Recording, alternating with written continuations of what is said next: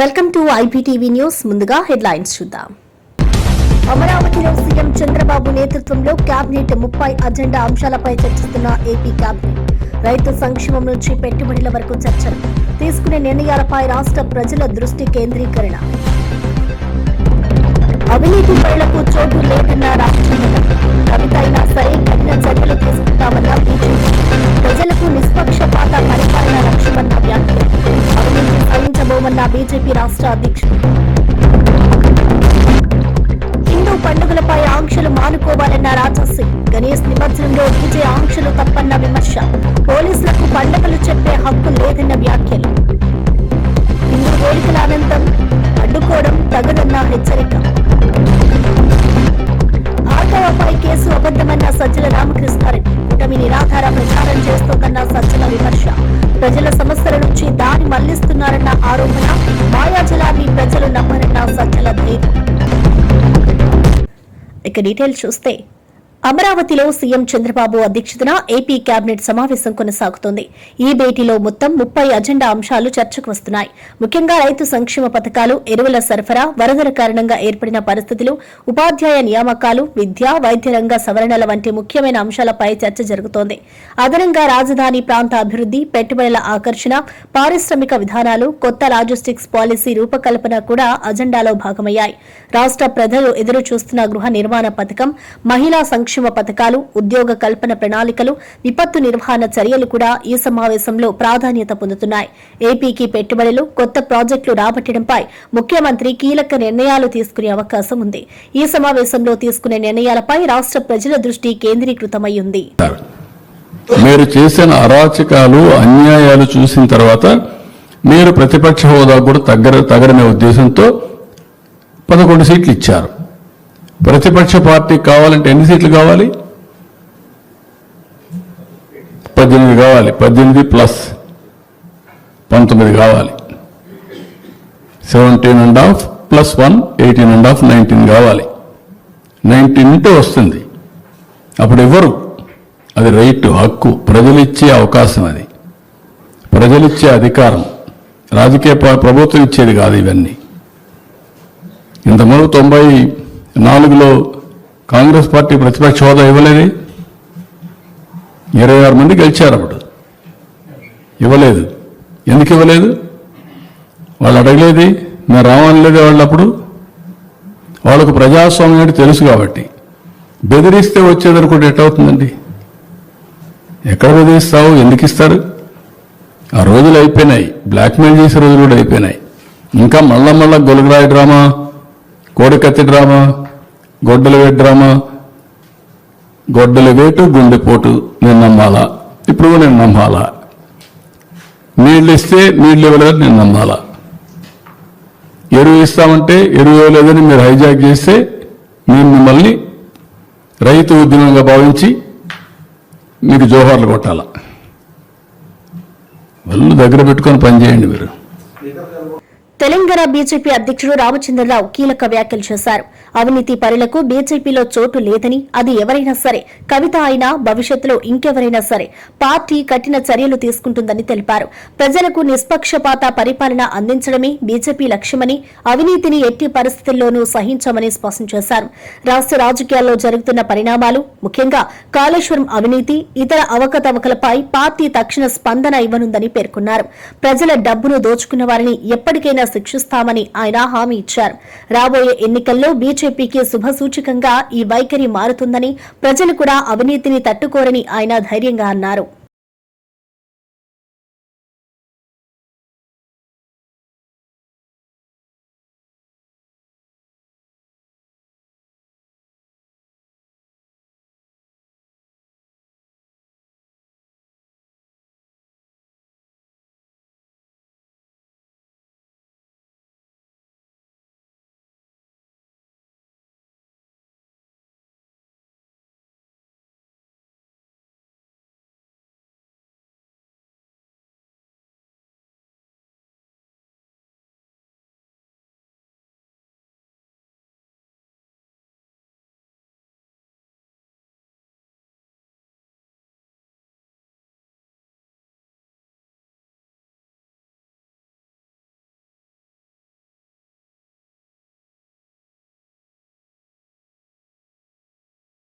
నందమూరి బాలకృష్ణ మరోసారి ఆసక్తికర వ్యాఖ్యలు చేశారు.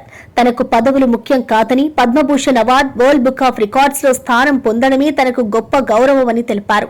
తన వరుస సినీ విజయాలను ప్రజల విజయాలుగా భావిస్తున్నారని, ఈ గుర్తింపులను తన తల్లిదండ్రులకు అంకితం చేస్తున్నారని చెప్పారు. పదవులు వ్యక్తికి అలంకారం కాదని, నిజానికి వ్యక్తే వాటికి అలంకారమని భావన వ్యక్తం చేశారు. రాజకీయాలు, సినిమాలు ఏ రంగంలోనైనా తన ప్రస్థానం ప్రజల సేవ కోసం మాత్రమేనని ఆయన స్పష్టం చేశారు. అభిమానుల అండతో మరిన్ని విజయాలను సాధించేందుకు కృషి చేస్తారని హామీ ఇచ్చారు. మొట్టమొదటి కళాకారుడు నేను మన భారతదేశం నుంచి. అంటే నా విజయాలుగా భావించను, ప్రజల విజయాలుగా భావిస్తాను. నేను ఇప్పుడు ఏదైనా, ఎందుకంటే ఇప్పుడు అంటూ ఉంటాను, ఏదైతే పదవులకు నేను అలంకారం అవ్వ కానీ పదవులు నాకు ఇప్పుడు అలంకారం కాదని. ప్రతి సినిమాలో ఒక సందేశం ఉంటుంది. గత 4 సినిమాలు నాకు విజయవంతమయ్యాయంటే అఖండ, అంటే పిల్లల జోలికి వచ్చిన, ప్రకృతి జోలికి వచ్చిన, ధర్మం జోలికి వచ్చిన ఏమవుతుందో అనేది చూపించాం. ఇవాళ భౌగోళికంగా దానికి ఎంతో ప్రాధాన్యతను సంతరించుకుంది హిందూపురం నియోజకవర్గం. ఇవాళ పరిశ్రమలు రావడానికి, అక్కడ స్థానికంగా ఉపాధి కల్పించడానికి అయితేనేమి కియా వచ్చింది. సికింద్రాబాద్ సీతాఫల్ మండిలో గణేష్ నవరాత్రి వేడుకలు వైభవంగా జరిగాయి. టీఆర్టీ యూత్ అసోసియేషన్ ఆధ్వర్యంలో వినాయకుడికి ప్రత్యేక పూజలు నిర్వహించారు.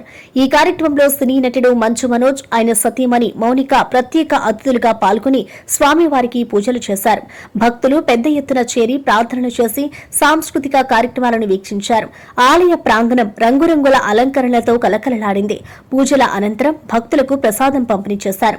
ఈ వేడుకల్లో స్థానిక ప్రజాప్రతినిధులు, భక్తులు అధిక సంఖ్యలో పాల్గొన్నారు. భక్తి, భరోసా నిండిన ఈ వేడుకలు సాంప్రదాయం, సంస్కృతి ప్రతిబింబంగా నిలిచాయి.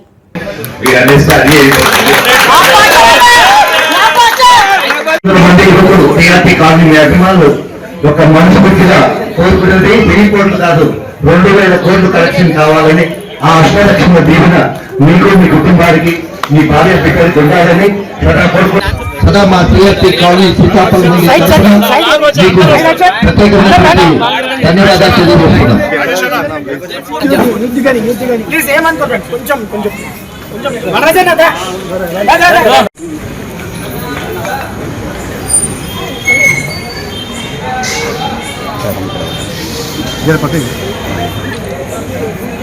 అందరికీ నమస్కారం.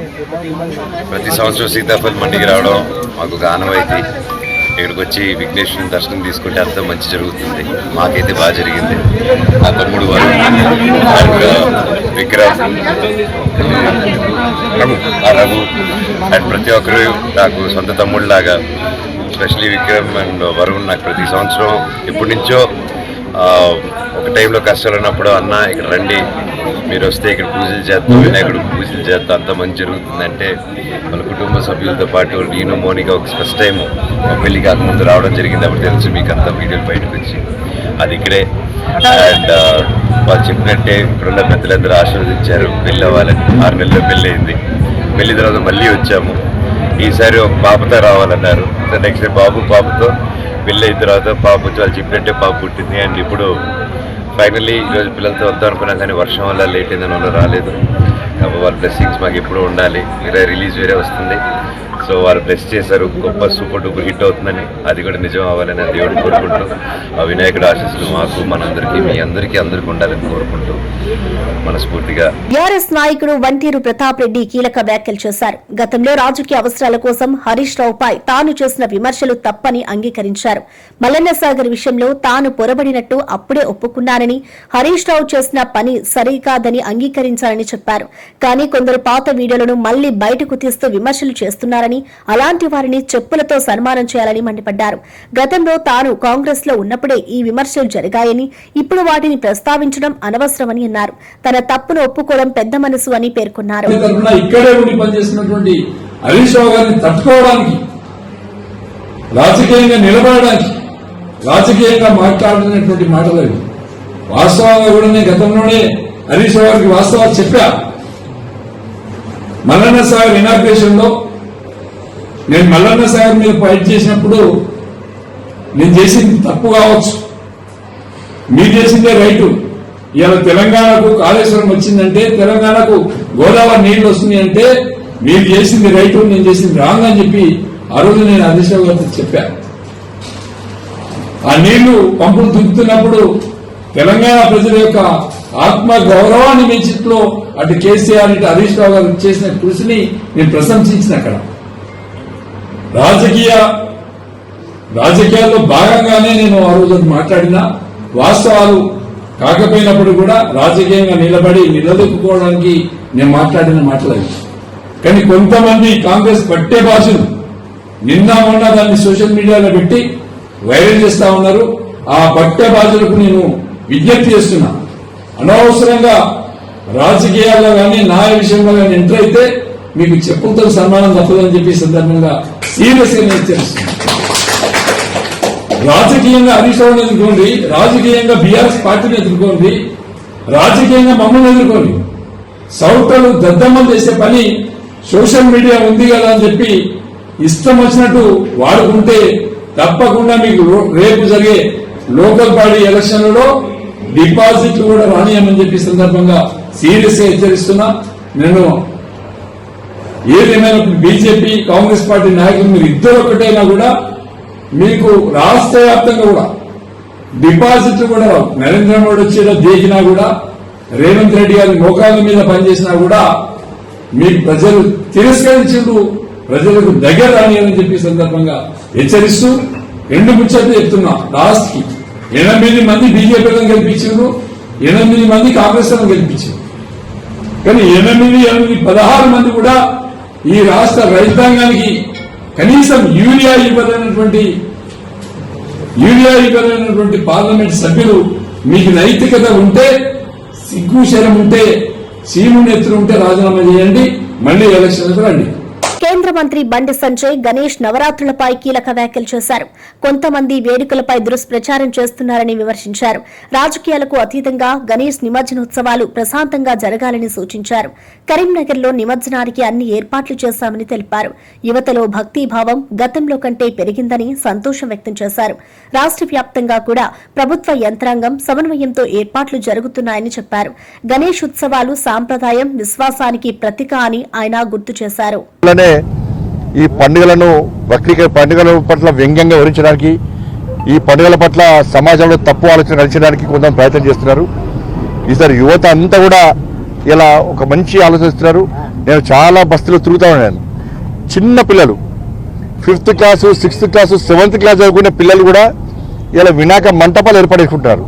అంటే ఒక ఆలోచన వచ్చింది, వినాయక మంటప నిర్వహణ చేస్తే, వినాయక మంటపాలను ఏర్పాటు చేస్తే, ఆ స్వామివారికి సేవ చేస్తే, వాళ్ళ ద్వారా 10 మందికి స్వామివారి దర్శనం ఇస్తే, 10 మందిని ఆ పూజలో పాల్గొన్న విధంగా ప్రయత్నం చేస్తే కోరిన కోరికలు తీరుతాయని చెప్పి ఒక నమ్మకం, విశ్వాసం యువతలో కూడా వచ్చింది. ఇలా ఏ పూజ చేయాలన్నా కూడా మొదటి చేసేది విఘ్నేశ్వర పూజ చేస్తాం. అలాంటి విఘ్నేశ్వర నవరాత్రి చాలా ఘనంగా చేసుకోవాలి, భక్తి వాతావరణం చేసుకోవాలని చెప్పి ఇలా సమాజంలో ఒక మంచి ఆలోచన వచ్చింది. కాబట్టి దేశభక్తితోని ఇముడి ఉన్న పండుగ విఘ్నేశ్వర నవరాత్రి ఉత్సవాలు, విఘ్నేశ్వర నిమజ్జనోత్సవ కార్యక్రమం. కొన్ని కర్మవుడు ఇవాళ మంటపాలు పెరిగినాయి. ఇవాళ అందరూ కూడా ఒక ప్రశాంతమైన వాతావరణంలో నిర్వహించుకుంటూ ఉన్నారు. ఇంతవరకు కూడా నాకు తెలిసి గత 10-12 సంవత్సరాల నుంచి కరీంనగర్లో ఎలాంటి సంఘటన జరగలే. అందరు ఇవాళ హిందూ సమాజం అంతా కూడా ఒక భక్తి శ్రద్ధలతో ఈ నవరాత్రి ఉత్సవాలు చేసుకుంటున్నాం. ఎక్కడ ఎలాంటి ఇబ్బంది లేకుండా చేసుకుంటున్నాం. ఆ స్వామివారి ఆశీర్వాదంతో చేసుకుంటున్నాం. రేపు నిమజ్జనోత్సవ కార్యక్రమము కరీంనగర్ జిల్లాలో ఉంది, ఈ పార్లమెంట్ పరిధిలో ఉంది. ఆ ఏర్పాట్ల కోసమనే ఈరోజు మానకొండూరు, చింతకుంటలో పనులను పర్యవేక్షించడానికి రావడం జరిగింది. మొన్ననే గౌరవ కలెక్టర్ గారు, గౌరవ సిపి గారు, ఇతర అధికారులందరూ కూడా ఈ ప్రాంతాన్ని పరిశీలించి అన్ని ఏర్పాట్లను వాళ్ళు చేస్తూ ఉన్నారు. పోయినసారి కంటే ఈసారి క్రెయిన్ అని ఎక్కువ పెట్టడం, హైడ్రాలిక్ క్రెయిన్స్ పెట్టడం, ఈసారి స్విమ్మర్స్ పెట్టడం. ఎందుకంటే వాటర్ ఎక్కువ ఉంది ఈసారి. గతంలో వాటర్ కోసం ఇబ్బంది వచ్చేది, వాటర్ ఎక్కువ ఉంది. స్విమ్మర్స్ కూడా ఎలాంటి ఇబ్బంది కాకుండా స్విమ్మర్స్ కూడా ఈసారి ఎక్కువ పెట్టడం జరిగింది. లైటింగ్ వ్యవస్థ కానీ, వాటర్ వ్యవస్థ కానీ పోయినసారి జరిగిన ఇబ్బందులను దృష్టిలో ఉంచుకొని చాలామంది సూచనలు, సలహాలు తీసుకొని, దీని తర్వాత మీ మీడియా సోదరులు కూడా చాలామంది వచ్చి మీకు ఎప్పుడు మీ సలహాలు కూడా అధికారులు తీసుకుంటారు. మరి అందరం కలిసిమెలిసి దీన్ని ఒక రాజకీయ కోణంతో చూడకుండా విఘ్నేశ్వర నిమజ్జనోత్సవ కార్యక్రమము ఎలాంటి ఇబ్బంది లేకుండా, ప్రజలు ఇబ్బంది లేకుండా, ఎవరికి ఏ కష్టం రాకుండా ఇలాంటి ప్రమాదాలు జరగకుండా ఒక ప్రశాంతమైన వాతావరణంలో నిమజ్జనోత్సవ కార్యక్రమం జరుపుకోవడమే ఒక ఆలోచనతో చేస్తున్నాం. కామారెడ్డి జిల్లాలో వరద ప్రభావిత ప్రాంతాలను సీఎం రేవంత్ రెడ్డి పరిశీలించారు. లింగంపేటలో వరదల వల్ల దెబ్బతిన్న బ్రిడ్జిని ప్రత్యక్షంగా పరిశీలించి అధికారులను సమస్య పరిష్కారానికి చర్యలు తీసుకోవాలని ఆదేశించారు. ఈ పర్యటనలో ఆయనతో పాటు టీపీసీసీ చీఫ్ మహేష్ కుమార్ గౌడ్, మంత్రులు సీతక్క, పొంగులేటి శ్రీనివాసరెడ్డి, స్థానిక ఎమ్మెల్యేలు పాల్గొన్నారు. వరదల వల్ల ఇబ్బందులు పడుతున్న ప్రజలను పరామర్శించి వారికి సాయం అందించేందుకు అన్ని చర్యలు తీసుకుంటామని హామీ ఇచ్చారు. అభివృద్ది పనులు వేగవంతం చేస్తామని ప్రకటించారు. కామారెడ్డి పట్టణ ప్రజలు, ముఖ్యంగా ఈ జిల్లాలోనే ఇటు కామారెడ్డి శాసనసభ నియోజకవర్గం, ఎల్లారెడ్డి శాసనసభ నియోజకవర్గం మొన్న భారీగా కురిసిన వర్షాల వల్ల ఇక్కడి పేదలు, రైతులు,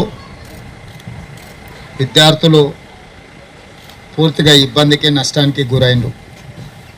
వరదలు వచ్చినంబడే పర్యటన కోసం వచ్చిన వాతావరణం అనుకూలించకపోవడం వల్ల మెదక్లో కలెక్టర్ గారితో రివ్యూ చేసి ఇతర ప్రాంతాలను పరిశీలించి ఏరియల్ సర్వే చేసి ప్రభుత్వం ఒక ప్రాథమిక అంచనాకు వచ్చి కష్టం ఉన్నప్పుడు ప్రజాప్రతినిధులే కాకుండా అధికారులు అందరూ ఈ జిల్లాలో సమన్వయం చేసుకొని ముందుకెళ్ళడం వల్ల ఒకరికొకరు సహకరించుకొని కష్టాలలో ఉన్న ప్రజలకు అండగా నిలబడడంతో చాలా వరకు ప్రాణ నష్టం తగ్గింది.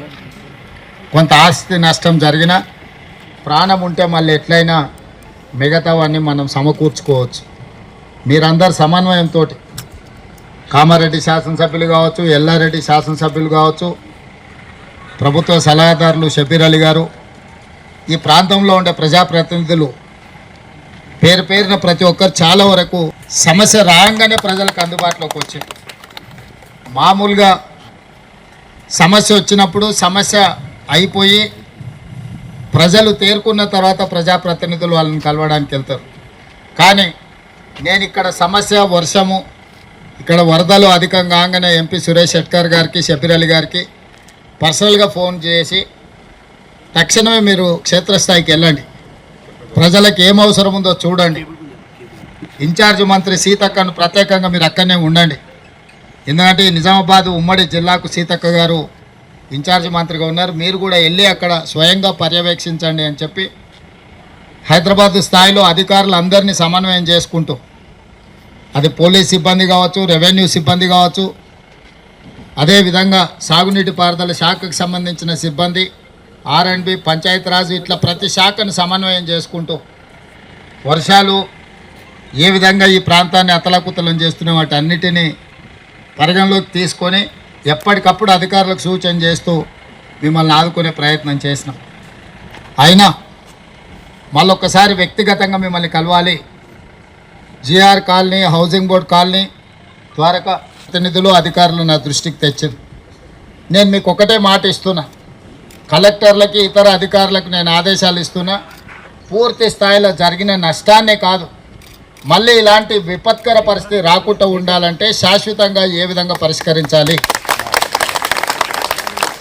ఇప్పుడు ఏదో వచ్చింది, మిమ్మల్ని కలిసినాం, మిమ్మల్ని కలిసి మాట్లాడిపోయినాం, ఏదో మిమ్మల్ని ఈ కొంచెం ఆదుకోవడం అనేది సమస్య కాదు.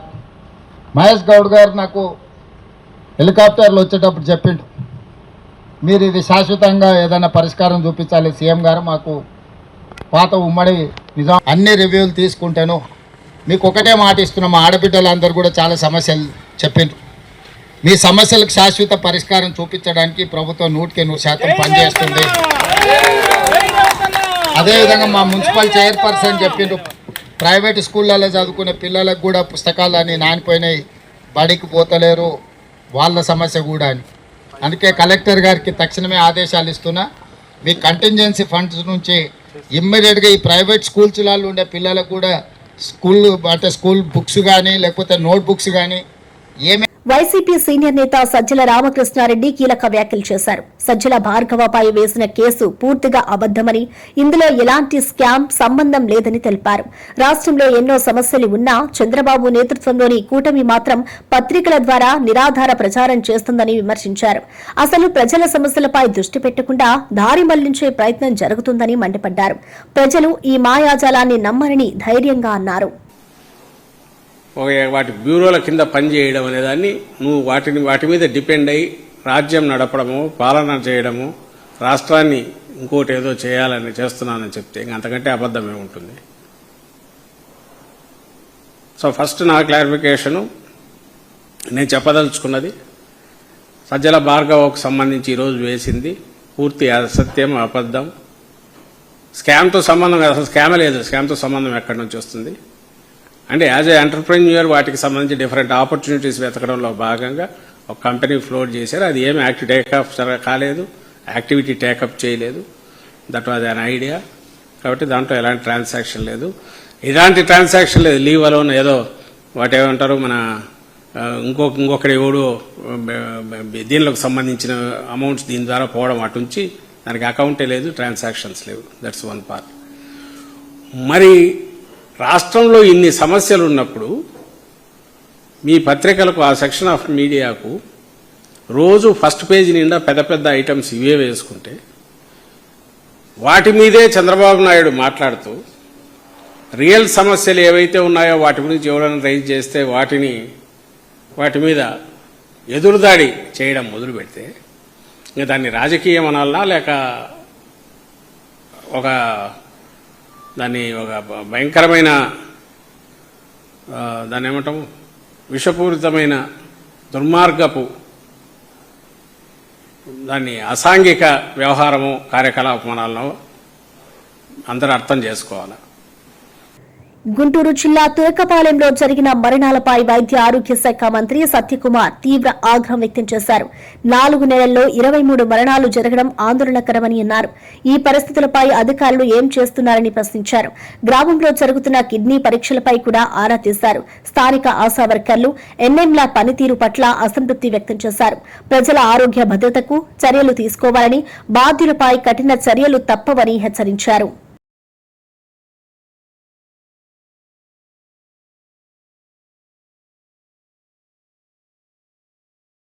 స్టీల్ ప్లాంట్ కార్మిక నేతలపై ఎంపీ భరత్ సంచలన వ్యాఖ్యలు చేశారు. ఉక్కు పోరాటం కార్మికుల మనుగడ కోసం జరగాల్సిందేనని అన్నారు. అయితే కార్మిక నాయకులకు చిత్తశుద్ది లేదని విమర్శించారు. కార్మిక నేతలను తన దగ్గరకు రాకూడదని చెప్పినట్లు వెల్లడించారు. స్టీల్ ప్లాంట్ సమస్యను రాజకీయ ప్రయోజనాల కోసం వాడుకోవద్దని సూచించారు. ఏంటి అంటే నాకు కొంత అనిపించేది, ఈ పోరాటం వాళ్ళకి ఆగకూడదు, ఈ పోరాటం నడిస్తేనే వాళ్ళకి ఒక ఉనికి ఉంటుంది అనే ఒక ఆలోచనతో బహుశా కొందరు ఉన్నారేమో అనే ఒక అనుమానం కూడా నాకు అనిపిస్తుంది. ఎందుకంటే స్టీల్ ప్లాంట్ బాగుంటే మాకు అసలు ఇష్యూస్ ఏమీ మేము చేయలేము, మేము లబ్ధి పొందలేమని కొందరు ఆలోచిస్తున్నారేమో. కొందరు నన్ను వచ్చి కలిసేటప్పుడు కూడా నేను వాళ్ళకి చెప్పేవాడిని, మీరు వచ్చి కలిసి నాతో బాగా మాట్లాడుతున్నారు, బయటికి వెళ్ళి మళ్ళీ నన్నే తిడుతున్నారు, అట్లాంటి వాళ్ళైతే మీరు నా దగ్గర రామాకండి, మీరు ఇతర రాజకీయ నాయకుల దగ్గరికి మీరు వెళ్ళుంటారు, కానీ నేను అట్లాంటి రాజకీయ నాయకుడిని కాదు. నేను మీ మొహమ్మద్ ఏం మాడతాను, మీ వెనకాల కూడా మీ గురించి అదే మాడతాను, నాకేమి ఇక్కడ ఏమి ఆల్టర్నేటివ్ ఎజెండా లేదు అని కూడా వాళ్ళకి చెప్తాను. కదా నా దగ్గర రావడం కూడా ఇప్పుడు మానేశారు.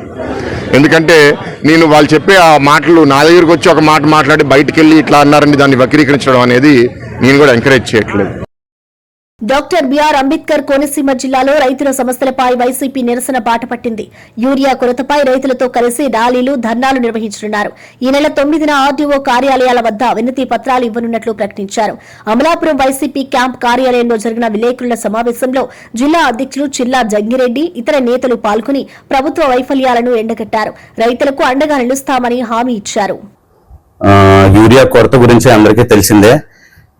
కూటమి ప్రభుత్వం ఏ రకంగా ఉంది అంటే, గతంలో కూడా MDU వెహికల్స్ ఏదైతే క్యాన్సిల్ చేసేసి మధ్యలో దళారులకి ఏ రకంగా అయితే లబ్ధి చేకూరేలా చేశారో, ఇప్పుడు మళ్ళీ అదే సేమ్ కార్యాచరణ రైతులను కూడా ఇబ్బంది పెడుతున్నారు. అలాగే యూరియా కొరత సృష్టించి మధ్యలో ఎవరైతే డీలర్స్ ఉంటారో, యూరియా డీలర్స్, వాళ్ళకి లబ్ధి కూరేలా చేస్తుంది. ఖచ్చితంగా కూడా పోయిన ప్రభుత్వంలో జగనన్న ఎప్పుడు కూడా ఏ కొరత లేకుండా కూడా రైతన్నకి ఎటువంటి ఇబ్బంది లేకుండా వాళ్ళ దగ్గరికి ఆర్బీకేలను ఏదైతే పెట్టి తద్వారా ఆర్బీకేల ద్వారా రైతులకి యూరియా సరఫరా చేస్తే దాని మూలంగా ప్రైస్ కూడా ఎప్పుడు కూడా అందుబాటులోనే ఉంది. కానీ ఈ రోజు ఏదైతే యూరియా కొరత సృష్టించి మధ్యలో ఎవరైతే డీలర్స్ ఉంటారో వాళ్ళందరికీ లబ్ధి కూరేలా చేస్తుంది ఈ కూటమి ప్రభుత్వం. ఖచ్చితంగా దీని మీద మేమందరమే కూడా మా గొంతు విప్పుతాము. సెక్షన్ 30 పెట్టారని తెలుస్తుంది, కానీ ఖచ్చితంగా పోలీస్ అధికారులందరం కూడా కలిసి దీనిపైన పర్మిషన్ తీసుకుని మేము మరి ర్యాలీగా వెళ్ళి ఆర్డీఓ గారికి మేము వినతి పత్రం ఇస్తాము. సో అందరికీ కూడా తెలియజేయడానికి ఇది ఒక ప్రెస్ మీట్ పెట్టుకోవడం జరిగింది. సో అందరూ కూడా కోఆపరేట్ చేసి దీన్ని పార్టీ కార్యకర్తలు నాయకులు అందరూ కూడా పార్టిసిపేట్ చేసి దీన్ని దిగ్విజయంగా పూర్తి చేస్తారని నమ్ముతూ ముగిస్తున్నాం. Thank you. హైదరాబాద్ రాయదుర్గంలోని మై హోమ్ భుజాలో గణేష్ లడ్డు ఈసారి రికార్డు ధర పలికింది. స్థిరాస్తి వ్యాపారి గణేష్ ఈ లడ్డూను 51,07,777 రూపాయలకి వేలంలో దక్కించుకున్నారు. గతేడాది కూడా ఇదే వ్యక్తి 29 లక్షలకు లడ్డూను సొంతం చేసుకున్నారు. ఈసారి ధర మరింత పెరగడం విశేషం. ఈ లడ్డూ మొత్తాన్ని సేవా కార్యక్రమాలకు వినియోగించనున్నట్లు నిర్వాహకులు తెలిపారు.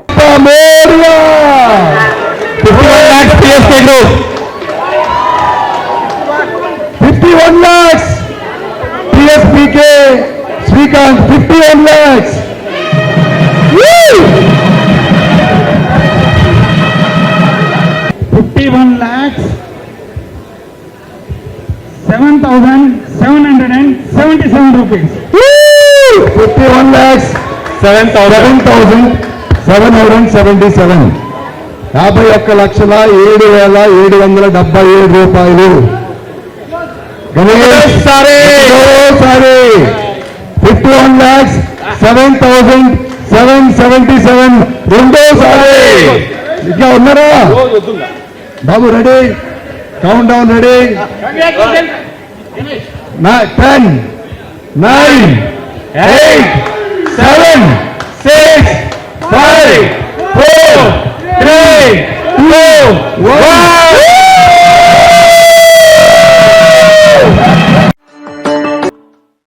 ఇప్పుడు నా గురించి వస్తే మనకు గణేష్ ఉంది, గణేష్ రిలేషన్ కన్నానండి ఇళ్ళ నుంచి. సో ఇక్కడ ఇది నేను 2వ సంవత్సరం, పోయిన సంవత్సరం కూడా లడ్డు ఎలక్షన్ 29 lakhsకి గెలుచుకోవడం జరిగింది. ఇది మళ్ళీ 2వసారి కంటిన్యూగా ఇది నాకు దక్కటం. మీరు నాకు నా ధైర్యానికి వీరికి సంబంధించిన భావించి దేవుని కృపను నాకు ఉండాలని కోరుకుంటూ నాకు మిత్రులందరికీ మై హోమ్ భుజాలో ఉన్న ప్రతి ఫ్లాట్ వారికి కూడా ఈ లడ్డు ప్రసాదాన్ని నేను అందిస్తానండి. Thank you so much. Deputy CM Bhatti Vikramarka మంత్రి తుమ్మల నిర్మలా సీతారామన్ను కలిశారు. రాష్ట్ర ఆర్థిక పరిస్థితులు, భారీ వర్షాలు, వరదల నష్టాలను వివరించారు. డిజాస్టర్ మేనేజ్మెంట్ కమిషనర్తో కూడా భేటీ కానున్నట్లు తెలిపారు. అదనంగా రాష్ట్రంలో క్రూడ్ ఆయిల్, పామ్ ఆయిల్ సాగుపై కేంద్రం పునరాలోచించాలని కోరారు. తెలంగాణకు మరింత సహాయం అందించాలని అభ్యర్థించారు. సమాచారంతో సాయంత్రం పూట మన అమిత్ షా గారిని కలవబోతా ఉన్నాం. అట్లాగే ఇప్పుడు ఆర్థిక శాఖ మంత్రులు శ్రీమతి నిర్మలా సీతారామన్ గారిని కూడా కలిశాం. రాష్ట్రానికి సంబంధించినటువంటి ఆర్థిక పరిస్థితులు, అట్లాగే లోన్ రీస్ట్రక్చరింగ్ సంబంధించినటువంటి అంశాలు, ఇతరత్ర అంశాలు, ముఖ్యంగా రాష్ట్రంలో విరివిగా విస్తారంగా సాగు చేస్తున్నటువంటి పామ్ ఆయిల్కి సంబంధించిన దానిపైన, క్రూడ్ ఆయిల్ పైన విధించేటువంటి సుంకాలని తగ్గించడం వల్ల రైతులు నష్టపోతూ ఉన్నారు. కాబట్టి పెంచమని ఆ సుంకాన్ని, ఇతరత్ర లోన్ రీస్ట్రక్చరింగ్ గురించి, కొన్ని ఎడ్యుకేషనల్ ఇన్స్టిట్యూషన్స్ గురించి కావాల్సినటువంటి ఆర్థిక సాయం గురించి వారికి ప్రత్యేకంగా రిప్రజెంటేషన్స్ ఇవ్వటం జరిగింది. వారు సానుకూలంగా స్పందించారు. ధన్యవాదాలు. తెలంగాణ రాష్ట్రానికి సంబంధించి national mission for edible oils programme కింద పెద్ద ఎత్తున ఆయిల్ ఫామ్ సాగు మొదలుపెట్టడం జరిగింది. గతంలో కేవలం ఖమ్మం జిల్లాకే ఉన్నటువంటి ఈ ఆయిల్ ఫామ్ వ్యవసాయం ఈనాడు తెలంగాణలో ఉన్నటువంటి 31 జిల్లాల్లో కూడా ప్రారంభించాము. పెద్ద ఎత్తున ఈనాడు భారతదేశంలో అత్యధికంగా ఆయిల్ ఫామ్ ప్లాంటేషన్ వేసినటువంటి రాష్ట్రంగా తెలంగాణ గుర్తింపు వచ్చింది. ఆ పంటను ఇంకా పెంచి తెలంగాణ రాష్ట్రంలో సుమారు 20 లక్షల ఎకరాల వరకు వేసే అవకాశం ఉంది. కాబట్టి కేంద్ర ప్రభుత్వం క్రూడ్ ఆయిల్ మీద, క్రూడ్ ఫామ్ ఆయిల్ మీద ఇంపోర్ట్ డ్యూటీ తగ్గించటం మూలాన దాని యొక్క ఎఫ్ఎఫ్బి రేటు తగ్గటం మూలాన రైతులు నిరాశలో ఉన్నారు. కాబట్టి కేంద్ర ప్రభుత్వం దాన్ని మళ్ళీ పునరాలోచించి గతంలో ఉన్నటువంటి 44%ని ఇంపోర్ట్ డ్యూటీని ఇంపోజ్ చేయవలసిందిగా కేంద్ర ప్రభుత్వాన్ని అభ్యర్థించడం జరిగింది. గతంలో 0 ఉంది ఇంపోర్ట్ డ్యూటీ, దాన్ని 26% చేశారు. మళ్ళీ దాంట్లో నుంచి మొన్న 10% తగ్గించారు. ఇప్పుడు కేవలం 16.5% ఉంది. కాబట్టి దయచేసి దాన్ని మళ్ళీ పాత పద్ధతిలో 44% ఇంపోర్ట్ డ్యూటీ మీరు ఇంపోజ్ చేసినట్లయితే తెలంగాణ రాష్ట్రం ఈ భారతదేశానికి కావలసినంత ఆయిల్ ఫామ్ని ప్రొడ్యూస్ చేసి ఇచ్చే బాధ్యతని తెలంగాణ ప్రభుత్వం తీసుకుంటుందని చెప్పి కేంద్ర ప్రభుత్వానికి విజ్ఞప్తి చేశాం. దాంతోపాటు ఎంజీపీ మినిమం గ్యారంటీ ప్రైస్ ఇప్పుడు సుమారు 19,000 ఉంది ధర. దాన్ని 25,000కి మీరు మినిమం గ్యారంటీ ప్రైస్ డిక్లేర్ చేస్తే ఒకవేళ 25,000కి తగ్గినా కేంద్ర ప్రభుత్వం భరాయించేటటువంటి పరిస్థితిని మీరు క్రియేట్ చేస్తే భారతదేశ వ్యాప్తంగా 70 లక్షల ఎకరాలు ఆయిల్ ఫామ్ సాగు చేసే అవకాశం ఉంటుంది. అప్పుడు ఈ 1,50,000 కోట్లు పెట్టి ఇంపోర్ట్ చేసుకునే బాధ కూడా తగ్గుద్ది. విదేశ మారక ద్రవ్యం మిగులవుతుంది, భారతదేశానికి మేలు అవుతుంది, రైతాంగానికి ఉపయోగపడుతుంది అని చెప్పి ఆర్థిక మంత్రి గారికి చెప్పడం జరిగింది. ఆమె గారు కూడా వెస్ట్ గోదావరి కోడలు కాబట్టి తెలుగు రాష్ట్రాలతో అనుబంధం ఉంది కాబట్టి ఆ తెలుగు రాష్ట్రాల్లోనే ఈ పంట ఎక్కువ ఉంది కాబట్టి దాన్ని పునఃపరిశీలిస్తానని చెప్పారు. త్వరలోనే ఇది శాఖలతోటి సంబంధం ఉన్నటువంటి సమస్య కాబట్టి నేను వెంటనే దాన్ని పరిశీలించి పరిష్కారం చేస్తానని చెప్పడం జరిగింది.